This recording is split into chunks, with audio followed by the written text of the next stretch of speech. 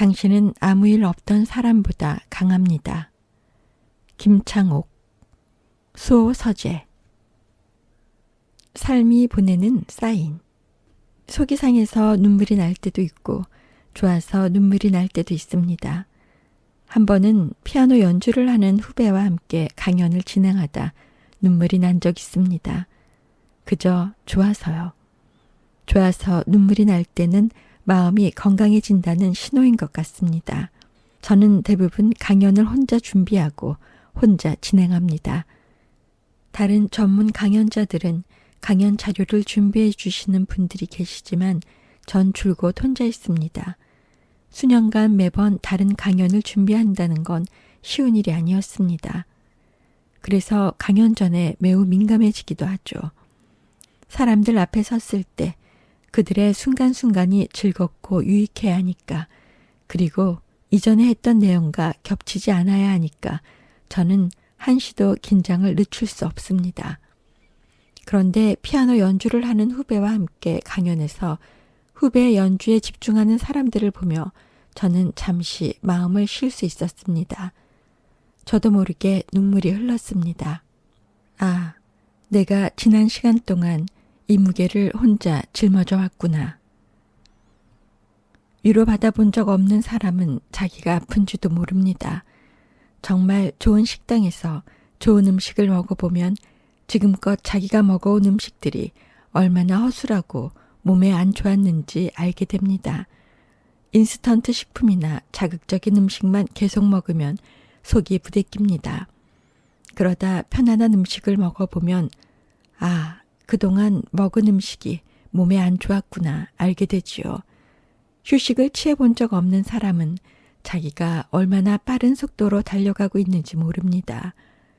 짐을 내려놔 본 적 없는 사람은 자기 어깨에 얼마만큼의 무게가 실려 있는지 모릅니다. 여러분 혼자 너무 짊어지지 마십시오. 자기 혼자 5년, 10년, 20년, 나 아니면 안 될 거라고 생각해서 가족을 모두 책임지는 사람들이 있습니다.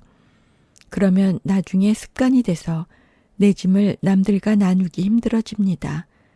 그럼 안 될까봐, 아니면 사람들이 날 필요로 하지 않을까봐, 내 존재가 잊힐까봐.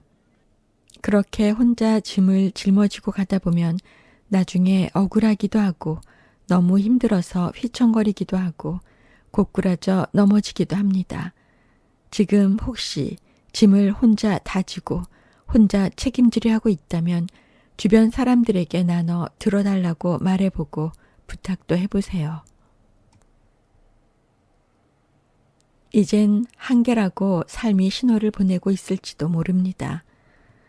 운전을 할 때 우리는 수많은 신호를 봅니다. 저는 디스크 시술을 2번 받았는데 병상에 누워 있을 때 의사 선생님께서 이런 말씀을 하셨습니다. 선생님, 몸이 아픈 것은 몸이 사인을 보내는 거예요. 자기 얘기 좀 들어달라고. 마음이 아플 때, 몸이 아플 때, 누군가의 이야기가 갑자기 잘 들릴 때, 무언가 나에게서 빠져나가고 떠날 때, 내 몸에 힘이 없을 때, 삶이 내게 보내는 사인을 들어보십시오. 그리고 최근에는 또 다른 사인이 있다는 걸 알게 됐습니다. 계속 반복되는 일이 있을 때 그건 역시 사인입니다. 저에겐 반복되는 사인이 하나 있습니다. 바로 제 연구소에서 함께하다 떠나가기를 반복하는 직원들. 연구소에 들어왔다가 짧으면 1년에서 3년, 길면 5년에서 6년 정도 있으면 저와 문제가 생기든 본인에게 문제가 생기든 떠나는 거예요. 5년 넘게 함께한 친구가 있는데 그 친구를 보면 문득문득 아, 이 사람도 곧 떠나겠구나 하는 생각이 듭니다. 처음에는 왜 이러지? 뭔가 문제가 있는데 원인이 뭐지? 왜 문제 있는 사람만 들어오지? 나한테 잘못이 있는 걸까? 이런 생각을 했습니다. 그러다 반복되는 건 삶이 보내는 사인이라는 깨우침을 얻었습니다. 문제는 내 안에서 먼저 찾아보는 게 순서입니다. 어린 시절 어느 순간 알게 된 것이 있습니다. 아, 우리 엄마는 글을 모르시는구나. 아, 우리 아빠는 귀가 안 들리시는구나. 그래서 학교에서 진학 상담을 할 때 엄마가 안 오시려 하는구나.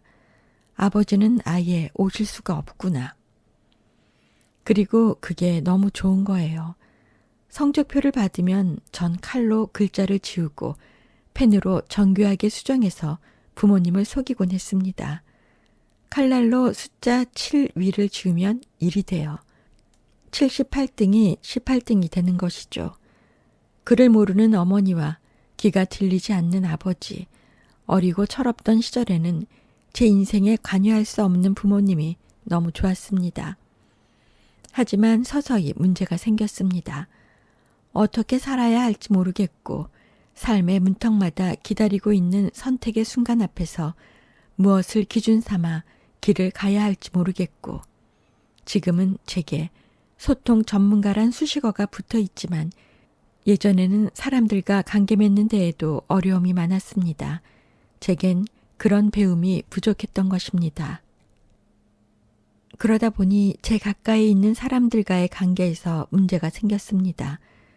강연을 할 때는 인상도 쓰지 않을 뿐더러 어떻게 하면 재미있게 말할까만을 생각했는데 직원들 앞에서는 나를 믿고 여기온 사람에게 어떻게 하면 이 중요한 걸 알아듣게 이야기하지? 라는 강한 중압감을 받았습니다. 상대가 원하지 않는 것을 원하지 않을 때 강력하게 주려고 하는 것, 그것만큼 상대를 힘들게 하는 것도 없습니다. 이건 오지랖입니다. 건강한 오지랖이 아니죠. 직원들 앞에서 저는 과도한 오지랖을 부리곤 했던 것입니다. 직원들은 말을 못하죠. 틀린 말을 하는 것도 아니고 자신들에게 도움을 주고자 하는 마음 정도는 전달됐을 테니까요. 하지만 버거웠겠죠. 그러다 떠나는 것이었습니다. 저는 그때마다 결심했습니다. 그냥 혼자 하자. 더 이상 제자 같은 직원은 받지 말자. 나만 상처받는구나. 왜 사람들은 내 마음을 알아주지 않을까? 그런 반복의 끝에서 이건 내 오지랖이었구나를 깨달았습니다. 그것도 모르고 그간 혼자 억울해한 거죠. 혹시 열심히 살았는데 억울하면 왜 억울한지 한번 생각해 보세요. 억울한 사람들은 열심히 산 사람들인 경우가 많습니다. 띵까띵까 놀며 산 사람들은 덜 억울합니다.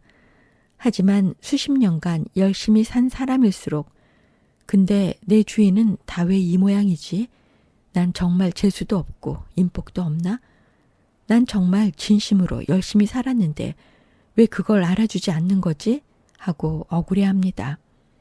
남들보다 열심히 공부했는데 성적도 안 나오고 주변 사람들에게 잘하려 노력했는데 다 나를 떠나고 꾸준히를 마다 않고 최선을 다했는데 티는 안 나고 나보다 대충한 놈들은 다 잘되고 그렇게 억울해집니다. 인생이. 최근에 어떤 사인을 들으셨나요? 당신은 최근에 어떤 사인을 들으셨나요? 사인은 반응이 있어야 자주 보내줍니다. 사인을 보냈는데 우리는 자꾸 모른 척하면 삶은 더 이상 우리에게 사인을 보내지 않아요. 그땐 정말 어디로 가야 할지 어떻게 살아야 할지 모르게 됩니다. 사람 사는 게 뭐 대단한 게 있을까요? 어마어마하게 벌어도 어마어마하게 행복한 건 아닌 것 같습니다. 돈이 많다고 다 행복할까요? 나무가 크면 그늘도 큰 법입니다.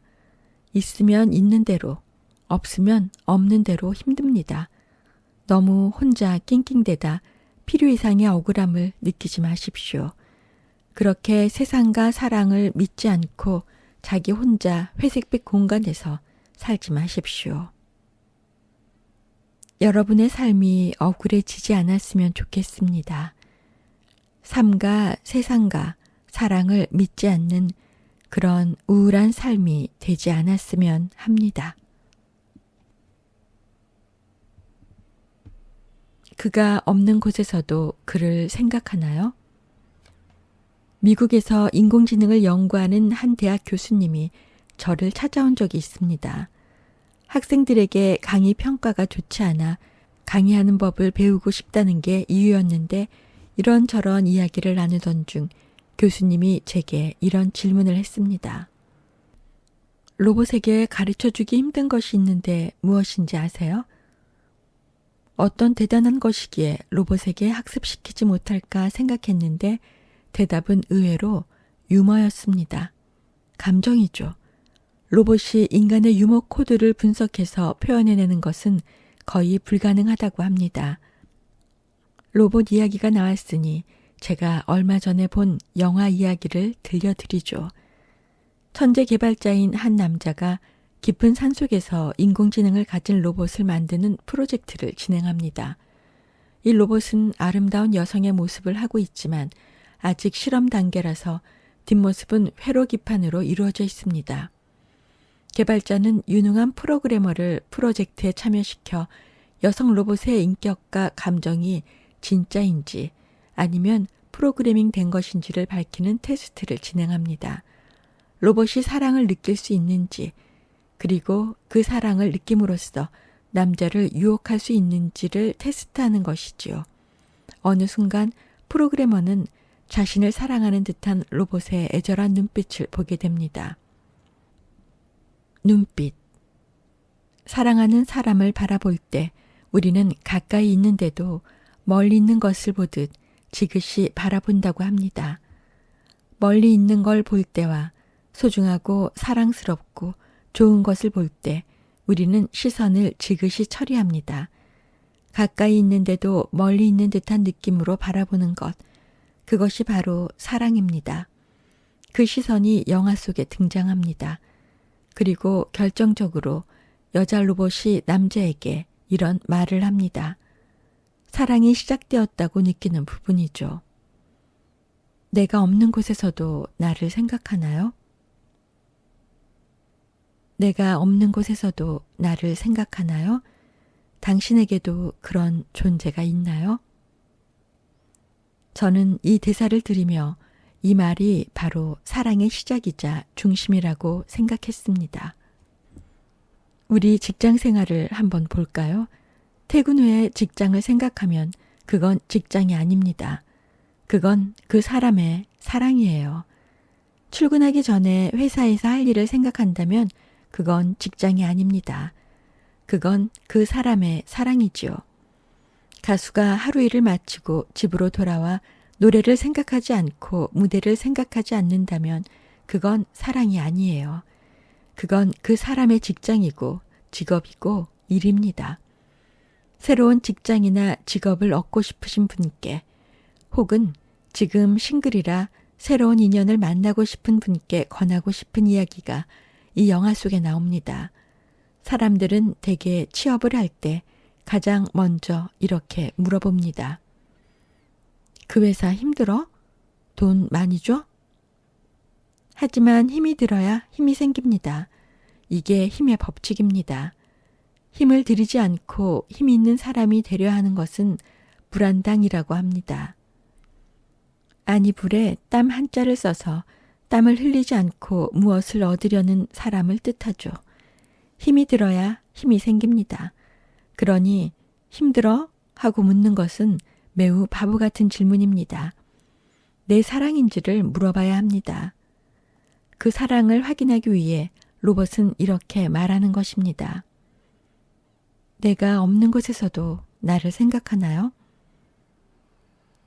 출근하면 점심에 뭐 먹을지만을 생각하고 점심을 먹은 뒤로는 퇴근만 생각하고 퇴근 후에는 또 내일 출근하는 것을 염려하는 그런 사람이 많습니다. 혹시 이렇게 살고 있다면 그 직장을 나오세요. 그 회사를 위해서, 내 소중한 삶을 위해서, 그리고 사랑을 찾으세요. 이 직장이 힘드냐 안 힘드냐, 이 사람과의 관계가 힘드냐 안 힘드냐는 중요하지 않아요. 직장 생활도 인간관계도 나와 내 삶의 관계에서도 힘드냐 안 힘드냐는 중요하지 않아요. 내가 그것 혹은 그 사람이 없는 곳에서도 생각하는 그런 존재를 찾는 것이 중요해요. 그런 사람이 있다면 분명 좋은 사랑이고 그런 일이 있다면 힘들여 해내서 내 힘을 키울 수 있는 좋은 직업입니다. 지금 당신이 그가 없는 곳에서 그를 생각하고 있다면 깊은 사랑에 빠진 것입니다. 저도 지금 그 사랑에 빠져 있습니다. 그때야 비로소 살아있는 것 같았습니다. 그가 없는 곳에서 생각하는 그가 무엇인지 찾아보세요. 그는 사람일 수도 있고 춤일 수도 있고 일일 수도 있고 악기 연주일 수도 있습니다. 그런 사랑이 사람을 생기 있게 만듭니다. 저는 최근에 단역으로 영화배우 일을 시작했습니다. 영화에 굉장히 짧게 나오거나 혹은 촬영했지만 편집되어 안 나올 수도 있습니다. 오디션을 볼 때는 분명 대사가 있었는데 어울리지 않는다고 대사를 없애버리기도 하고 실제 출연 시간이 1, 2초에 그치기도 합니다. 어떻게 보면 아무것도 아니고 어떻게 보면 처음 시작한 사람으로서 출연 자체가 엄청난 기회일 수 있습니다. 저는 대사도 없는 그 1, 2초 출연을 위해 시간을 쪼개 레슨을 받고 있습니다. 촬영에 들어가기 전부터 영화 생각만 나고 촬영이 끝난 뒤에도 머릿속에서 영화가 떠나질 않아요. 내 몸에 피가 도는 것 같습니다. 활력이 생기고 진정 살아있는 것 같습니다. 그것과 함께 있지 않아도 그것을 생각하게 되는 순간이 당신에게 오기를 바랍니다. 잘하지 않아도 좋습니다. 잘하건 잘하지 않건 사랑입니다. 뭔가를 잘하고 1등을 하기 위해서라기보다 그 자체를 사랑하는 것이 진정한 우승이고 승리입니다. 한 번은 유럽 청소년 축구팀으로 간 한 소년의 인터뷰를 보았습니다. 유럽 축구와 한국 축구의 차이를 묻는 질문에 소년이 이렇게 말했습니다. 한국은 이기기 위해 축구를 하는 것 같고 이곳은 즐기기 위해 축구를 하는 것 같아요. 그 차이는 어떤 결과를 낳을까요? 골대 앞까지 공을 몰고 간 선수는 골을 넣어야 하는 결정적인 순간이 왔을 때 이겨야 한다는 마음에 사로잡혀 골 결정력을 잃고 맙니다. 잘하려 하지 말고 사랑하려 하십시오. 잘하려 하기보단 사랑하려 할 때 진정한 성과를 창출할 수 있습니다. 지금 당신에겐 어떤 사랑이 있나요? 맛있는 것을 먹을 때, 좋은 곳에 갔을 때 누군가가 생각난다면 그 사람은 당신의 사랑입니다. 그곳이 없는 곳에서도 그것을 생각한다면 그건 당신의 사랑입니다. 그 사랑을 찾을 때 당신의 삶은 이전보다 훨씬 생기 있고 활력이 넘칠 것입니다. 당신의 사랑을 찾으십시오. 김창옥의 인생노트. 샵. 두려움은 삶의 가속 방지턱입니다. 사회생활이 너무 두렵다는 분이 많습니다. 세상과 사람에 대한 불신도 있지만 자기 스스로에 대한 믿음이 부족하기 때문이기도 하지요. 하지만 이 두려움을 나쁘게만 생각할 필요는 없습니다. 좋은 역할을 하기도 하니까요. 당신의 두려움은 당신 삶의 속도에 가속 방지턱이 되어줄 것입니다.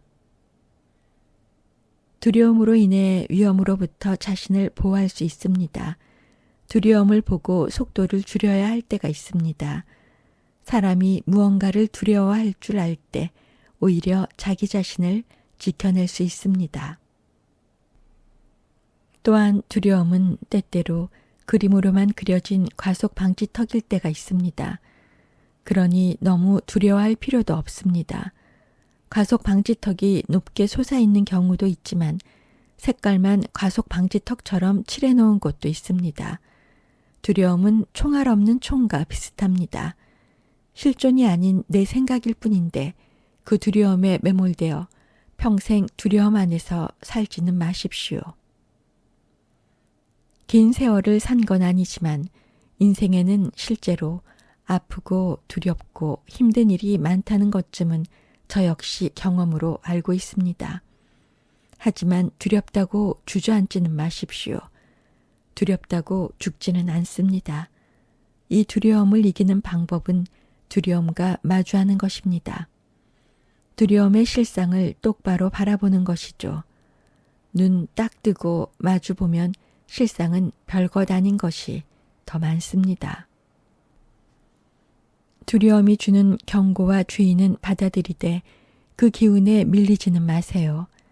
사회는 경험하면서 배우는 것인데 기죽고 두려움에 짓눌리면 지금껏 어렵게 배워온 지식들도 아무 소용이 없어집니다. 새로움을 위한 오늘의 실험. 우리는 잘 사는 것에 관심이 많습니다. 모두 다 잘 살고 싶어 하지요. 그런데 사람들은 잘 산다는 걸 부자라고 생각합니다. 부자는 돈이 많은 사람을 뜻합니다. 그러나 돈이 많다고 다 잘 사는 건 아닙니다.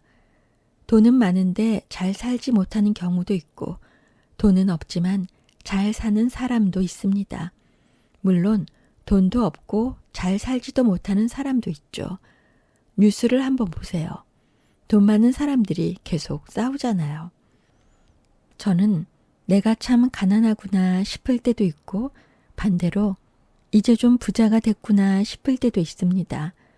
일례로 저는 강의를 위해 전국 방방곡곡을 다니기 때문에 차로 1년에 약 7만 킬로미터를 이동합니다. 지구 한 바퀴가 4만 75킬로미터인 걸 생각하면 1년에 지구 2바퀴를 도는 셈이지요. 그렇게 다니다 보니 타지에서 숙박하는 경우가 많습니다. 강사로 일한 지 15년 정도 됐는데 약 10년 동안은 무조건 모텔에서 묵었습니다. 저렴하기 때문이죠. 호텔에서 자는 건 생각해 본 적도 없었습니다. 한 번은 호텔에서 강의를 하게 되었는데 그 호텔에서 숙박을 제공해 준다는 것이었습니다. 물론 저는 속으로 차라리 돈으로 주지라고 생각했습니다. 하룻밤 잠만 자는데 모텔보다 10배나 비싼 호텔에서 묵는 게 아까웠기 때문입니다. 호텔비를 돈으로 주면 싼 모텔에서 자고 나머지 돈은 내가 가질 텐데 호텔에서 그렇게 해줄 리 없었죠. 그런데 다음날 호텔에서 잠을 자고 일어났는데 아침의 느낌이 너무도 달랐습니다. 몸이 완전한 휴식을 취한 듯 상쾌했습니다. 그 후 제 자신을 위해 호텔에서 묵어야겠다고 생각했습니다.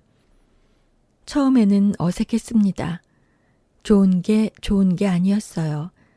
좋은데 어색하면 안 좋은 것만 못하지요.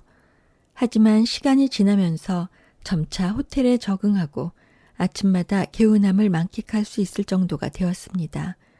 그때 나도 이제 경제적으로 여유가 생겼구나 하고 생각했습니다. 하지만 다음 관문이 나타났습니다. 예전에 비해 돈이 조금 더 생겼을지는 몰라도 부유하지는 않다는 생각이 드는 계기가 있었습니다. 그건 바로 호텔에 있는 샴푸, 컨디셔너, 샤워젤, 바디크림을 챙겨서 나올 때였죠. 아까워서 몸과 머리는 빛이 된 비누로 씻고 사용하라고 둔 샴푸와 샤워젤은 몽땅 챙겼습니다. 이렇게 유용하게 쓰일 수 있는 걸 왜 안 가져가? 내가 뭐 가난해서 가져가나? 다 기념이야, 추억이고. 이렇게 자기 최면을 걸면서 싹 쓸어 가방에 챙겨놓곤 했습니다. 그렇게 2년이 지나고 어느 날부턴가 그 물품들을 보면서도 가져가야겠다는 생각이 들지 않았습니다. 이제 내가 어느 정도 부유해졌구나 생각했습니다. 하지만 고백하건대 아직 넘지 못한 관문이 있습니다. 호텔 안 냉장고. 하루는 무료로 제공되는 물을 다 마시고도 심하게 목이 말랐습니다. 냉장고 안은 물과 맥주로 가득했지만 참자, 물 하루 안 마신다고 죽지는 않아 하고 버텼습니다. 왜 몇십만 원 하는 호텔비는 호기롭게 결제하면서 몇천 원 하지 않는 물은 못 마시지? 저는 이후 곰곰이 생각했습니다. 제가 어느 경우에 돈 쓰는 것을 아까워하고 어느 경우에 돈 쓰는 것을 아까워하지 않는지 여러분도 지금 생각해 보세요. 사람마다 그런 부분이 있습니다. 어떤 사람은 먹는 것에는 돈을 아끼지 않는데 입는 옷에는 굉장히 인색합니다.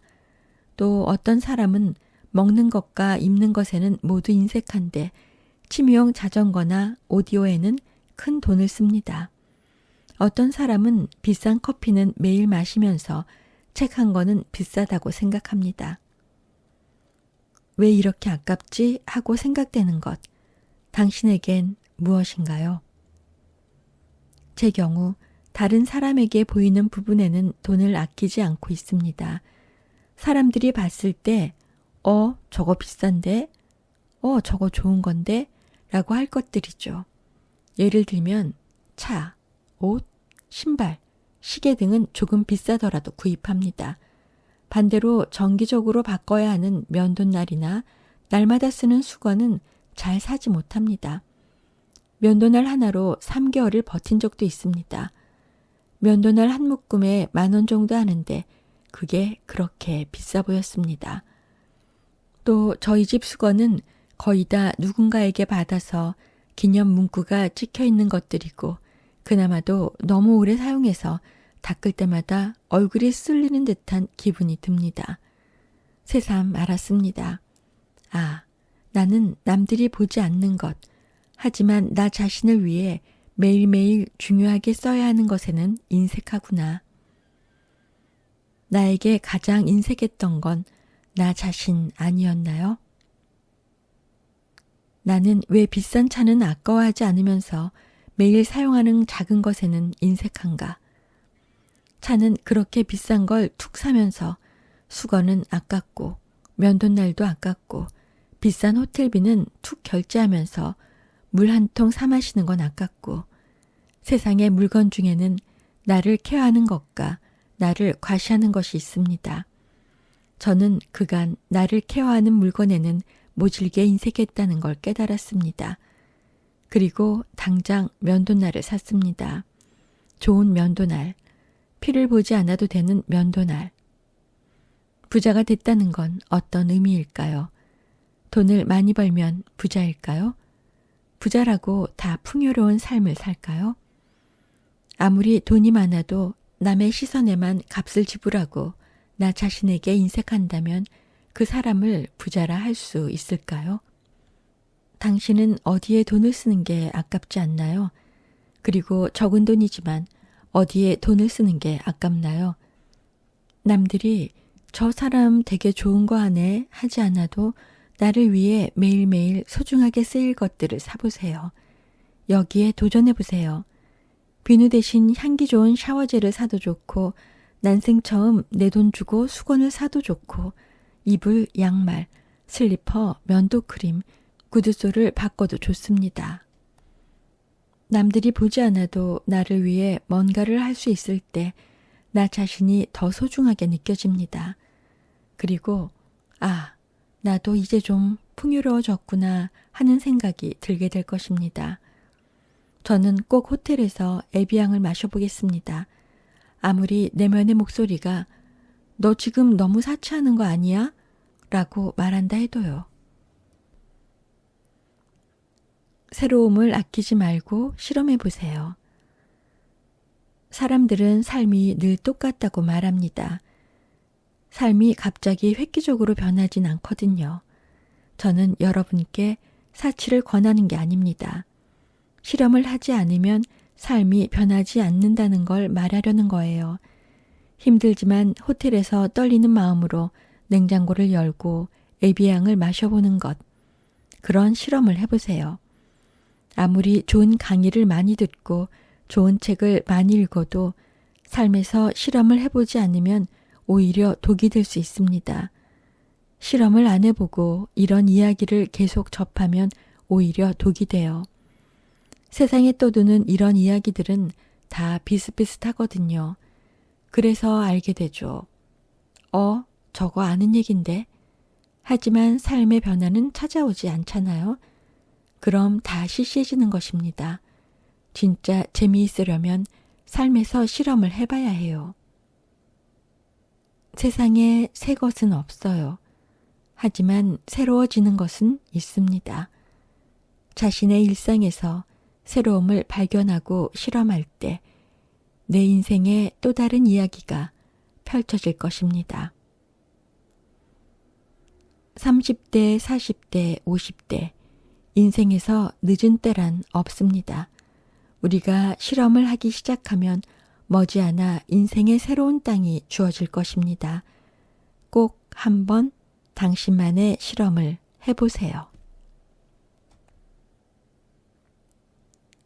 김창옥의 인생 노트. 샵 정서적 허기. 자기가 원하는 게 뭔지 모르고 사는 사람들이 있어요. 자기가 원하는 것보단 해야 할 것만 하는 사람들이 있어요. 그리고 생각하죠. 내가 없으면 안 돼. 내가 없으면 이 회사 안 돌아가. 하지만 내가 없으면 안 되던가요? 잘만 돌아갑니다. 그걸 알게 됐을 때 찾아오는 섭섭함, 헛헛함, 이걸 정서적 허기라고 합니다. 내 정서가 원하는 게 있는데 그것이 채워지지 않는 데서 오는 허기. 스트레스를 받고 화가 나고 짜증이 나고 내 마음이 목마른 건데 우리는 알아채지 못합니다. 그러니 물건을 사들이고 자극적인 음식만 찾는 거예요. 옷장을 열어보세요. 입을 옷이 없지요? 들 가방도 신을 신발도 없어요. 그래서 사요. 하지만 내년엔 또 없을 거예요. 하루는 혜민 스님과 여러 지인들을 만나는 자리가 있었어요. 그때 저는 아마 오늘 옷장을 열었을 때 입을 옷이 있었던 사람은 혜민 스님밖에 없었을 겁니다. 라고 말했어요.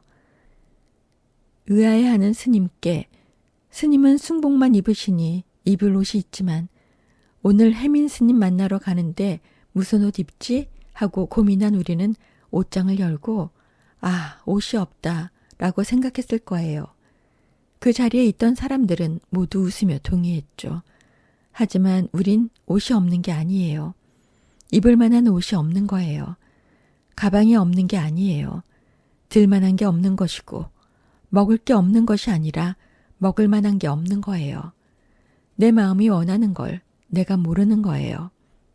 내가 원하는 걸 모르는 한 우리는 백화점을, 온라인 쇼핑몰을 귀신처럼 떠돌 거예요. 마치 매일이 크리스마스인 것처럼 택배 기사님을 산타클로스 기다리듯 기다리며 살 거예요. 마음의 목마름을 계속 물질로 채우면 그 허기는 평생 사라지지 않을 거예요. 셀프 텔러가 나에게 무슨 이야기를 하던가요? 이야기를 들리게 하는 사람이 있고 들리지 않게 하는 사람이 있습니다. 목사님, 신부님, 스님, 선생님이 강론이나 설교를 하는데 그 이야기가 안 들릴 때가 있어요. 소리가 안 들린다는 게 아니라 마음으로 안 들어오는 말들이 있다는 뜻입니다. 반면 내 가슴으로 확 들어오는 말들도 있지요. 타인의 이야기를 잘 듣고 소화시키는 사람일수록 자신의 이야기도 다른 사람에게 잘 들리게 할 수 있어요.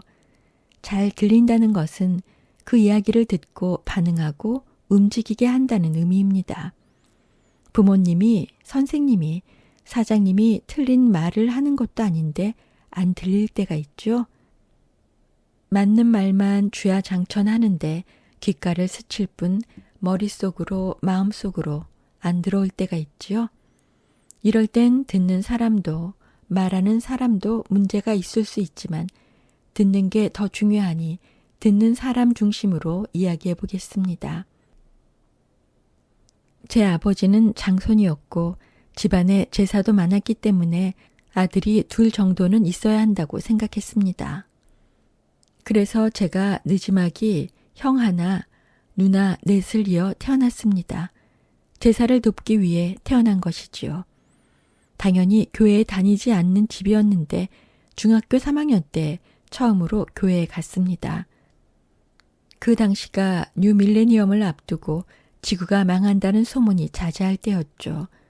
지구 종말에 관심이 생겨 교회에 가본 거예요. 그리고 깜짝 놀랐습니다. 자매님이 교회에 있다는 사실에. 그때만 하더라도 남학생이 여학생을 만난다는 것은 노는 아이만 가능했기에 공식적으로 여학생을 만날 수 있는 교회는 저에게 천국이었습니다. 크리스마스에는 모두 함께 이불 아래로 손을 넣어 전기 게임도 하는 천국. 아, 천국은 죽지 않아도 존재하는구나. 저는 제가 딱 교회 스타일이라고 생각하고 6개월간 열심히 다녔습니다. 그런데 6개월이 지나자 문제가 생겼어요. 목사님이 설교를 하시는데 무슨 말인지 하나도 모르겠는 거예요. 안 들려요. 무슨 소리인지. 학교에서도 힘든 수업을 받아야 하는데 교회에서까지 이렇게 고통받아야 하나라는 생각이 들면서 교회는 천국과 지옥이 공존하는 곳이구나 하고 생각했습니다. 소리가 들려야 합니다. 소리. 사업 잘하는 분들의 특징은 남들이 못 본 걸 자기가 먼저 본다는 것입니다. 그리고 자기가 보고 자기가 들은 걸 믿어요. 이 사람들이 먼저 치고 나가는 거예요. 반면 보여야 믿는 사람들이 있어요. 하지만 그땐 시장이 꽉 차 있습니다. 저는 초등학교 때 처음 그 소리를 들었습니다. 2학년 때인가 3학년 때인가 어떤 소리가 저를 찾아왔어요. 저는 어렸을 때 대부분의 시간을 두뇌 개발의 성지인 오락실에서 보냈어요. 그게 아니면 누나들 사회가 부도를 몰래 가져와 딱지를 접어 딱지치기를 하며 세월을 보냈습니다. 그때였어요. 딱지를 넘기려고 하는 순간 시간이 천천히 흐르며 그 소리가 찾아왔습니다. 사람의 죽음은 공간의 이동이냐, 존재의 소멸이냐. 저에게 정확하게 물어왔습니다. 저는 당연히 아무런 대답을 할 수 없었죠. 그래, 모든 사람은 죽지. 사람이 죽고 나면 어떻게 되는 거지? 영혼이 없어져 버리는 거 아닌가? 아니면 영혼이 다른 세상으로 가는 것인가? 그런데 아마 이순신 장군처럼 훌륭한 분들은 좋은 곳으로 갈 것이고 오락실에서 돈이나 뺏는 놈들은 지옥으로 가겠지라고 생각했습니다. 이내 소리는 사라져 버렸습니다. 훗날 이 소리를 셀프텔러라고 한다는 것을 알게 되었습니다. 자기 안에서 자신에게 말하는 존재가 있다는 것입니다. 제가 돌이켜 봤을 때 셀프텔러는 두 가지 경우에 저를 찾아왔습니다. 첫 번째는 뭔가를 선택할 때입니다. 어쩌면 여러분 중에는 자신 안에 있는 셀프텔러의 목소리를 증폭시키기 위해 제 강의를 찾아 들으시는 분이 있을 겁니다. 내 안의 목소리가 아직 희미하니까 분명한 목소리와 공명해서 증폭시키려는 것입니다. 하지만 문제는 소리를 듣고 행동하지 않으면 번민이 시작된다는 것입니다. 이유도 모른 채 몸이 아프고 마음이 아픕니다. 내 여건을 봤을 땐 아무 문제가 없는데 왠지 행복하지 않고 뭔가 이상하다는 생각이 자꾸 듭니다. 누군간 배부른 소리 한다고 할 수 있지만 뭔가 내 영혼이 만족하지 않는 것 같은데 뭐지 이건? 하는 생각이 자꾸 듭니다. 그 소리는 비록 보이진 않지만 우리에게 디테일한 현실을 만들어줍니다. 그 소리가 찾아오면 꼭 들으십시오. 그 소리를 듣고 그 소리에 반응하십시오. 좋아요, 구독 부탁드립니다.